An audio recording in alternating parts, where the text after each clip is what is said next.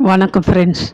தீபம் நா. பார்த்தசாரதி அவர்கள் எழுதிய துளசி மாடம். அத்தியாயம் 18. வைக்கோற் படைப்பும் பசு மாடுகளும் எரிந்து போனது பற்றி அப்பாவும் உள்ளூர வருந்தியிருக்கலாம். ஆனால் அது தண்ணீரில் அம்பெய்த மாதிரி சூடு தெரியாமல் உடனே மறைந்து போயிருந்தது. அது பற்றி ஊர்வம்பம் அவர் காதில் விழுந்தது. அவர் அதை பெரிதாக பொருட்படுத்தவில்லை. கலக்கிற நிலையிலுள்ள வேறு பசு ஒன்றை அனுப்பி வைக்கும்படி பூமிநாதபுரத்திலுள்ள தெரிந்த மனிதர் ஒருவருக்கு உடனே தகவல் மட்டும் சொல்லி அனுப்பினார். அம்மா அதற்கு நேர்மாறாக நடந்து கொண்டாள். ஊர்வம்பு அவள் காதிலும் விழுந்தது. மடத்துமனையை தெய்வ நம்பிக்கை இல்லாதவனுக்கு வாடகை பேசிவிட்டார். இங்கே வீட்டிலேயும் தீட்டு கலக்கு விட்டார். தெய்வத்துக்கே பொறுக்கலேன்னு ஊரிலே பேசுகிறாடி காமு என்று பக்கத்து வீட்டு பாட்டி சொல்லிய பின் பார்வதியை விசாரித்து கமலி தான் ஊரில் இல்லாத போது கோ பூஜை, துளசி பூஜையெல்லாம் செய்த விவரம் உட்பட அனைத்தும் காமாட்சி அம்மாள் தெரிந்து கொண்டு விட்டாள். இவளை யார் இதெல்லாம் பண்ண சொன்னா? எப்போ பல் தேய்க்காமல் பெட் காஃபி சாப்பிடுற தேசத்திலிருந்து வந்தவள். ஆச்சார அனுஷ்டானம் தெரியாமல் இதெல்லாம் இவள் ஏன் பண்ணணும்? அதனாலே தான் ஆற்றுல இப்படி அசம்பாவிதமெல்லாம் நடக்கிறது. வர வர இந்த ஆற்றுல கேள்வி முறையே இல்லாமல் யார் எதை வேணுமெனா பண்ணலாம்னு ஆயிடுத்து. தலைமுறையாக இந்த ஆற்று புருஷாளுக்கு சமமாக பெண்டுகளும் வைதிகமாக இருந்து கோ பூஜை, துளசி பூஜை எல்லாம் பண்ணிட்டு வாரோம். வீடு ஸ்ரீயேஸ்வரா இருக்குன்னு அந்த பூஜா பலனால தான் அப்படி இருக்குது. இதெல்லாம் பண்ண வெள்ளைக்காரி விளக்கு என்ன யோக்கியது இருக்குது? வரட்டும், இதை நான் வெறுமனே விட்டுட போகிறதில்லை. இந்த பிராமணன்கிட்டேயே நேருக்கு நேர் கேட்டுட போகிறேன். அவள் யாராயிருந்தா நேக்கு என்ன? நேக்கு ஒன்றும் பயமில்லை என்று பார்வதியிடம் இறைந்து கூப்பாடு போட்டாள் காமாட்சி அம்மாள். கமலி காலங்கர்த்தாலே ஸ்நானம் பண்ணிட்டு பக்தி சிரத்தியோடு மடிச்சார் வச்சு, நீ புடவை கட்டிப்பியே அது மாதிரி கட்டிண்டு அக்கறையோடு தான் எல்லாம் பண்ணினாமா என்று அம்மா மனசு புரியாமல் கமலிக்காக பரிந்து கொண்டு பேசினாள் பார்வதி. வாயை முடிடி போதும், உன் சர்டிஃபிகேட்டை இங்கே யாரும் கேட்கல என்று பெண்ணிடம் கோபமாக எரிந்து விழுந்தாள் காமாட்சி அம்மாள். அம்மாவின் கோபத்தையோ ஆத்திரத்தையோ பார்வதியாலேயே ஏற்க முடியவில்லை. அம்மா கமலியின் மேல் ஒரு காரணமும் இல்லாமல் அனாவசியமாக கோபப்படுகிறாள் என்று பார்வதிக்கு தோன்றியது. 10-15 நாட்களிலே வாடியிருந்த பகுதி தவிர மறுபகுதியில் துளசி பொல்லென்று புது தளிர் விட்டு பொழிய தொடங்கிவிட்டது. பூமிநாதபுரத்திலிருந்து வந்த புது பசுவும் வீட்டில் ஏற்கனவே எஞ்சியிருந்த கன்றுகளுக்குமாக கூரையோ கீற்றோ இல்லாமல் ஆஸ்பெஸ்டாஸில் போடப்பட்டிருந்த புது மாற்று கொட்டகை மாட்டு கொட்டத்தை நிறைத்து கொண்டிருந்தன. ஆனாலும் ஊர்வம்பிலும் அரட்டைகளிலும் திண்ணை பேச்சிலும் இன்னும் கமலியின் தலைதான் உருண்டது. அவள்தான் வம்புக்கு இலக்காக இருந்தாள். பரம வைதிகரான விஸ்வேஸ்வர சர்மா வீட்டிலே துளசி செடி பட்டு போனதற்கும் பசு மாடு எரிந்து போனதற்கும் கமலிதான் காரணம் என்று வெளியே இருப்பவர்கள் கண்மூடித்தனமாக பேசியது போதாதென்று வீட்டுக்குள்ளேயே காமாட்சி அம்மாள் வெளிப்படையாகவும் சில சமயங்களில் ஜாடை மாடையாகவும் இப்படி பேச தொடங்கியிருந்தாள். சர்மாவிடம் அவள் சண்டை பிடித்து பார்த்தாள். அவர் அதற்கு அசையவில்லை. கமலியின் பவ்யம், பணிவு, மரியாதை, காரண காரியம் கேட்காமலே இந்து மதத்திலும் இந்திய கலாச்சாரத்திலும் உடனே விரைந்து கரையை துடிக்கும் அவள் மனநிலை எல்லாமே சர்மாவுக்கு பிடித்திருந்தன.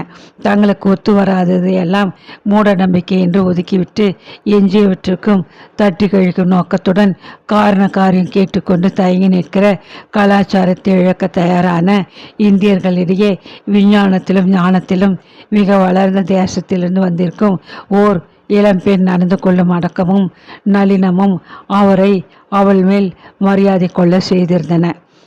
கமலி மடிசார் வைத்து கொண்டு துளசி பூஜை, கோ பூஜை செய்ததையும் தரையில் உட்கார்ந்து இலை போட்டு சாப்பிட பழகி கொண்டதையும் துர்கா சப்தஸ்துதி ஸ்தோத்திரம் சொல்வதையும் காமுவை போலவே ஊராரை போலவோ வேடிக்கையாகவோ வம்பு பேசும் விஷயமாகவோ சர்மா கவனிக்கவில்லை.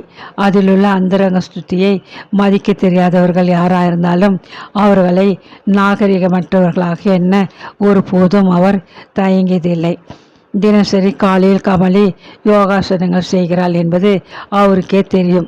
டென்னிஸ் விளையாடும் போது பெண்கள் அணிவது போன்ற ஒரு வகை உடையில் அரை டிராயர் பனியனோடு அவள் பத்மாசனமோ சிரசாசனமோ போட்டு கொண்டிருந்த போது ஒரு நாள் பார்வை தேடி மாடிப்படி ஏறிய காமாட்சி அம்மாள் அதை பார்த்து விட்டாள்.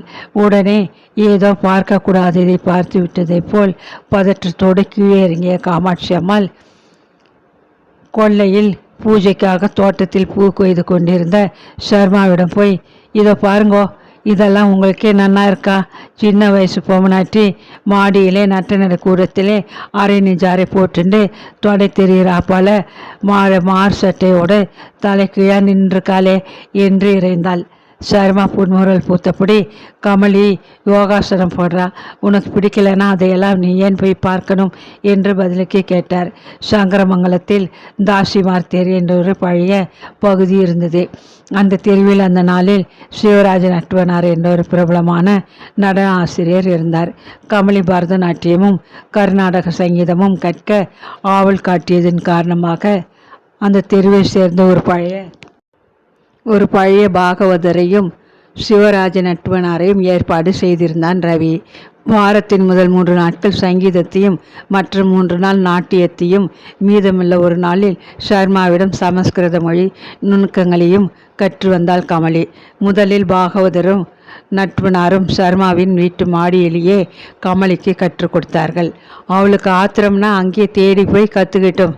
நாட்டியம் சங்கீதம்னா வழக்கமில்லாத வழக்கமாக கண்ட மனுஷாலே இந்த ஆத்துக்கு உள்ளே விட ஆரம்பித்தா அப்புறம் ஊர் சிரிக்கும் என்று காமாட்சி அம்மாள் சண்டைக்கு வரவே நட்புனாரும் பாகவதரும் வீட்டுக்கு வருவது நிறுத்தப்பட்டு அவர்கள் வீடுகளுக்கு கமலி போவதென்று ஏற்பாடாயிற்று. சர்மாவும் ரவியும் ஒரு நாள் மாலை பேசிக்கொண்டு ஆற்றங்கரைக்கு போகும்போது தற்செயலாக ஒரு விஷயம் சர்மாவிடமிருந்து ரவிக்கு தெரிய வந்தது. சர்மாவே முன் வந்து அதை அவனிடம் தெரிவித்தார். இந்த ஊர் ரொம்ப பொல்லாதது ரவி. திடீர்னு ஸ்ரீ மடத்திலிருந்து தந்தி கொடுத்து என்னை வர சொல்லியிருந்தாலே, எதுக்குன்னு உனக்கு தெரியுமா? நீயே இதுவாரி என்கிட்ட கேட்கலினாலும் நானா இப்போ சொல்கிறேன். நீயும் கமலையும் இங்கே வந்து தங்கியிருக்கிறத பற்றியும் தேசிகாமணிக்கு மருத்துவமனையை வாடகைக்கு விட்டிருக்கிறது பற்றியும் மொட்டை கடிதாசும் தந்தையுமா எழுதி போட்டு என்னை உடனே ஸ்ரீமட பொறுப்பிலிருந்து வெளியேற்றணும்னு புகார் பண்ணியிருக்கா.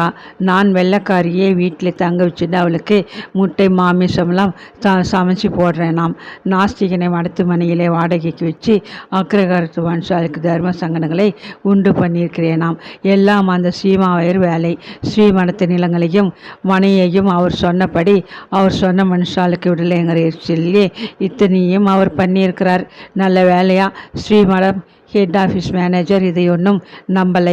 ஆச்சாரியாளுக்கும் என் மேலே இருக்கிற அன்பும் அபிமானமும் கொஞ்சம் கூட குறையலை. நான் ஆச்சாரியாலை பார்க்க போயிருந்தப்ப யாரோ அர்ஜென்டினாவிலிருந்து ஒரு லேடி நம்ம கமலி மாதிரின்னு வச்சுக்கோ என் ருக்வேதத்தை பற்றி பெரியவாக்கிட்ட பேசிட்டு தான். மனசாட்சிக்கு துரோகம் பண்ணாமல் நியாயமாகவும் ஆந்திரங்க சுத்தியோடும் ஸ்ரீமடத்து காரியங்களை அவ்விடத்து ஆக்ஞைக்கு கட்டுப்பட்டு பண்ணிட்டுருக்கேன். என் மேல் துளி சந்தேகம் இருந்தாலும் உடனே நான் இதை விட்டுடுறதுக்கும் தயாராக இருக்கேன். ஸ்ரீமடம் சம்மந்தப்பட்ட கை காரியமாச்சேன்னு தான் இதுக்கு நான் தலை கொடுத்துட்டு இருக்கேனே தவிர லாபம் பார்த்தோ பிரயாசிக்கு பலன் எதிர்பார்த்தோ இதை நான் ஒத்துக்கலே என்று தீர்மானமாக நான் எடுத்து சொன்னப்புறம்தான் நிர்வாகஸ்தருக்கும் ஆச்சாரியாளுக்கும் நிஜம் புரிந்தது. உங்கள் மேலே பூர்ண நம்பிக்கையும் விசுவாசமும் இருக்குது. நீரே தொடர்ந்து ஸ்ரீமடத்து காரியங்களை கவனிக்கணுங்கிறது தான் இவ்விடத்த ஆக்ஞை. ஏதோ இத்தனை பேர் எழுதியிருக்காளேன்னு கூப்பிட்டு விசாரிச்சதை தப்பாக எடுத்துக்க வேண்டாம்னு அப்புறம்தான் எனக்கு நிம்மதியாச்சு. காமோட ஆச்சாரியாலே தரிசிக்க போன போது தான் இந்த விஷயமெல்லாம் பேசலை. மறுபடியும் தனியாக போய் பேசினேனாக்கும். அதனாலே உங்கள் அம்மாவுக்கு கூட இதெல்லாம் ஒன்றும் தெரியாது. தெரிஞ்சால் வேறு வேணையே வேண்டாம். ஏற்கனவே கமலியை கரிச்சு கொட்டுறவளுக்கு இன்னும் வேகம் வந்துடும். இதை கேட்ட பின்புதான் ரவிக்கு ஓர் உண்மை புரிந்தது. தான் கமலியோடு வந்து தங்கியிருப்பதால் வீட்டுக்கும் அப்பாவுக்கும் புதிதாக தோன்றியிருக்கும் பிரச்சனைகளை ஒவ்வொன்றாக அவன் உணர முடிந்தது. ஏன் தான் இப்படி வீண் வம்பளப்பிலே சந்தோஷப்படுறாளோ? நம்ம மாதிரி மனுஷாலை விட தீவிரமான வெஜிடேரியன்ஸ் இப்போ ஐரோப்பிய சமூகத்தில் தான் புதுசாக நிறைய உண்டாயின்றிருக்கா. வெஜிடேரியனிசம் ஒரு பெரிய கல்ட்டாக அங்கே வளர்ந்துட்டுருக்கு. எங்கள் பழக்கத்துக்கு அப்புறம் கமலி ஏறக்குறைய தீவிர வெஜிடேரியனாகவே மாறியாச்சு. வெஜிடேரியன் உணவு வகைகளுக்கு ஹெல்த் ஃபுட்ஸ்ன்னு பேர் கொடுத்து கொண்டாடுறவ உலகமெல்லாம் தோண்டின்னு காலமப்பா இது. நாகரிக வளர்ச்சியில் எங்கெல்லாமோ ஒரு சுற்றி விட்டு வெஜிடேரியனிசம்ங்கிற குழப்பமில்லாத எல்லைக்கு வந்து மறுபடியும் நிற்க மனிதர்கள் ஆசைப்படுற காலத்தில் ஏன் தான் இந்த மாதிரி வம்பு பேசி சந்தோஷப்படுறாளோ என்றான் ரவி. தப்பாக நினச்சிக்காத, விஷயங்கள் உனக்கு தெரிஞ்சிருக்கட்டும்னு தான் சொன்னேன். இதெல்லாம் பார்த்து நான் அசந்திரல ரவி, ரொம்ப தெளிவாக இருக்கிறேன். கமலியை உன்னை விட நான் நன்னா புரிஞ்சுட்டுருக்கேன். முந்தா நாள் என்கிட்ட சான்ஸ்கிரிட் படிக்கிறப்போ வாக்கத்தாவிங்கிற ரகுவம்ச ஸ்லோகத்தையும் ஜோதி ஸ்வரூபமாகிய சூரியனுக்கு சிறிய தீபத்தினால் ஆரத்தி காட்டுகிற மாதிரியும் சந்திரகாந்த கல்லானது மிகப்பெரிய சந்திரனுக்கே அர்க்கே தீர்த்தமிடுகிற மாதிரியும் சமுத்திரத்திற்கு அதன் நீரிலே ஒரு பகுதியை எடுத்து நீராட்டி திருப்திப்படுத்துகிற மாதிரியும் நீ அளித்த சொற்களாலேயே உன்னை வழிபடுகிறேன் என்று சௌந்தரிய லகரியின் நிறைவில் ஆதிசங்கரர் கூறும் கருத்தையும் நவீன மொழியில் ஆராய்ச்சியோடு சம்பந்தப்படுத்தி கமலி விளக்கினாள். அதை கேட்டு நான் ஆச்சரியப்பட்டு போயிட்டேன். நான் அவளுக்கு சொல்லி கொடுத்துட்டுருக்கேனா அல்லது அவள் எனக்கு சொல்லி கொடுத்துட்டுருக்காளோன்னு சந்தேகமாயிடுத்துடா ரவி. உலக மொழிகள் அனைத்தும் ஓர் அடிப்படையிலானவை என்பதை விளக்கமுற சமயத்திலே சொல்லும் பொருளும் போல அர்த்தநாரீஸ்வரனாக இணைந்திருக்கிற உலகின் தாயும் தந்தையுமான பார்வதி பரமேஸ்வரர்களாகிய உங்களை சொல்லினாலும் பொருளினாலும் பயன் அடைவதற்காக நான் வணங்குகிறேன் என்கிற ரகுவம்ச ஸ்லோகத்தை சொல்லி கொடுத்தேன் நான். அப்புறம் அவளா அதை போல வர்ற ஒவ்வொரு ஸ்லோகத்தையும் இணைச்சி சிந்திக்க ஆரம்பிச்சிட்டாப்பா. கம்பேரிட்டிவ் ஸ்டடி என்பது வளர்ந்த நாடுகளில் தவிர்க்க முடியாத ஒரு அறிவு சாதனம் ஆகிவிட்டது. ரொம்ப ஆழமான சிந்தனையிட அவளுக்கு. இதை கேட்டு ரவிக்கு பெருமையாக இருந்தது. அந்த வார இறுதியில் அப்பாவின் அனுமதியோடு பக்கத்து கிராமத்தில் உறவினர் வகையில் நடைபெற்ற வைதீக முறையிலான 4 நாள் கல்யாணம் ஒன்றிற்கு கமலியையும் அழைத்து கொண்டு போனான் ரவி. ஹோமம், ஔபாஷணம், காசி யாத்திரை, நலுங்கு, ஊஞ்சல், அம்மி மிதித்து அருந்ததி பார்த்தல், சப்தபதி என்று ஒவ்வொரு சடங்காக ஃபிலிம் சூழலில் அடக்கி எடுத்துக்கொள்வதில் கமலி ஆவல் காட்டினாள். சடங்குகளின் பொருளையும் உட்பொருளையும் ரவி அவளுக்கு விளக்கினான். நலுங்கு, ஊஞ்சல் ஆகியவற்றில் கமலி மிகவும் ரசித்தாள். பழைய தலைமுறை பெண்கள் அருகிலிருந்து பாடிய நலுங்கு பாட்டுகளையும் ஊஞ்சல் பாட்டுகளையும் கூட ரெக்கார்டரில் பதிவு செய்து கொண்டாள். ட்ரெடிஷ்னல் இந்தியன் மேரேஜ் மிகவும் சுவாரஸ்யமாகவும் கலர்ஃபுல்லாகவும் மணமக்கள் இருவரின் ஆவல்களையும் மிகைவிப்பதாகவும் இருப்பதாய் கமலி கூறினாள். நலுங்கில் மணமக்கள் இருவரும் பரஸ்பரம் ஒருவர் தலையில் மற்றொருவர் அப்பளம் உடைத்ததை சிறு குழந்தை போல் கைகொட்டி சிரித்து ரசித்தாள் கமலி. அந்த திருமணம் நிறைந்த பின் 5ஆம் நாள் ஊர் திரும்பிய போது ரவியிடம் வினோதமான வேண்டுகோள் ஒன்றை விடுத்தாள் கமலி.